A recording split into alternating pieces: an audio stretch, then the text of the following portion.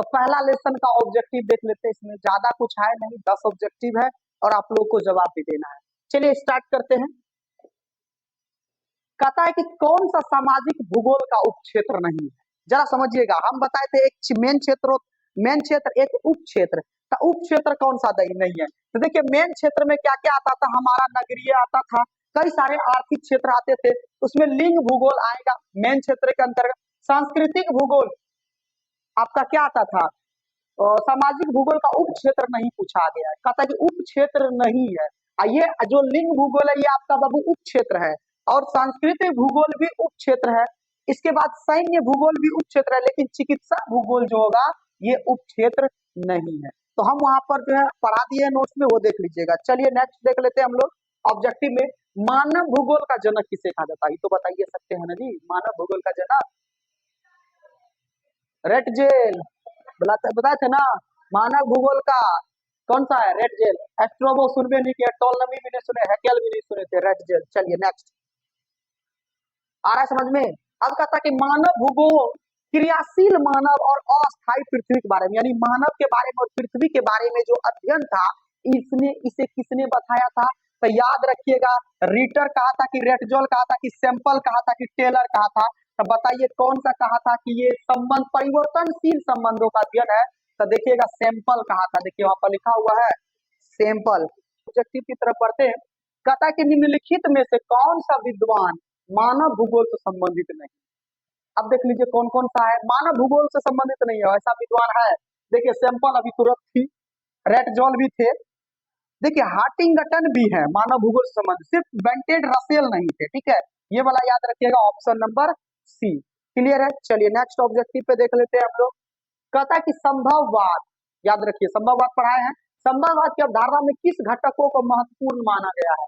संभववाद में तो प्रकृति कभी सक्रिय होता था तो मानव निष्क्रिय, मानव सक्रिय तो प्राकृतिक सक्रिय, यानी मानव और प्रकृति दोनों को बताया गया है, यानी मानव भी प्रकृति भी, यानी दोनों, ए और बी दोनों। इसका आंसर क्या हो जाएगा, तो ऑप्शन नंबर सी हो जाएगा, ए और बी दोनों। क्लियर है, ये पढ़ाया हुआ था। चलिए नेक्स्ट चलते हैं हम लोग नेक्स्ट ऑब्जेक्टिव पे। कहता है नव निश्चयवाद, ग्रिफिथ टेलर, देख लीजिए नव निश्चयवाद किसने दिया था। क्लियर है, इसका संबंध किससे है, ग्रिफिथ टेलर से। चलिए आगे देख लेते हैं। कहता निम्नलिखित में से कौन सा एक भौगोलिक सूचना का स्रोत नहीं है, यानी जो हमें विश्व के बारे में या फिर दुनिया के बारे में सूचना नहीं देता है, सूचना का स्रोत नहीं है। तो एक बात बताइए जी, यात्री का विवरण तो होगा। अब हम मान के चलिए हम पटना गए, कलकत्ता गए, अब बताइए कलकत्ता में सब जगह है, ईडन गार्डन वहीं पर है, बड़का खेल का मैदान वहीं है, ईडन गार्डन कलकत्ते में है। तो क्या उससे हमको नहीं पता चलेगा शहर के बारे में, भौगोलिक चीजें नहीं पता चलेगा, चलेगा, इससे पता चल रहा है। बट हमसे पूछा है नहीं है, प्राचीन मानचित्र पुराना मानचित्र उठाएंगे देखेंगे, भारत पहले तो इतना बड़ा फैला हुआ तब इतने तो है, तो नहीं पता चलेगा। तो उससे भी पता चल रहा है। चंद्रमा से चट्टानी पदार्थों के नमूने, चंद्रमा से चट्टानी चीजों की, ये भी हमको पता चल रहा है कि ये भौगोलिक सूचना का स्रोत है।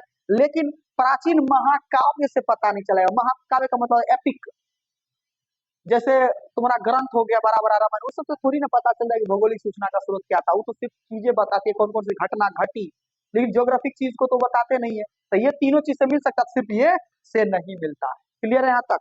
चलिए नेक्स्ट पे आ जाते हैं हम लोग। निम्नलिखित कथनों में से कौन सा एक भूगोल का वर्णन नहीं करता है। अब भूगोल का वर्णन नहीं करेगा तो भूगोल के बारे में नहीं बताएगा। तो चलिए एक बात बताइए बाबू, यहाँ पर ध्यान देखना है, समाकलनात्मक अनुशासन। चलिए देखिए, समकालनात्मक अनुशासन मानव और पर्यावरण ही तो है, ये है बाबू, भूगोल का तो वर्णन करेगा ही, मानव और पर्यावरण जहाँ आगे वो करेगा ही। द्वैधता पर आश्रित, द्वैधता का मतलब होता है एक दूसरे पर द्वैध पर आश्रित रहना, ये भी करेगा। अब प्रौद्योगिकी तो करेगा, टेक्नोलॉजी नहीं करेगा।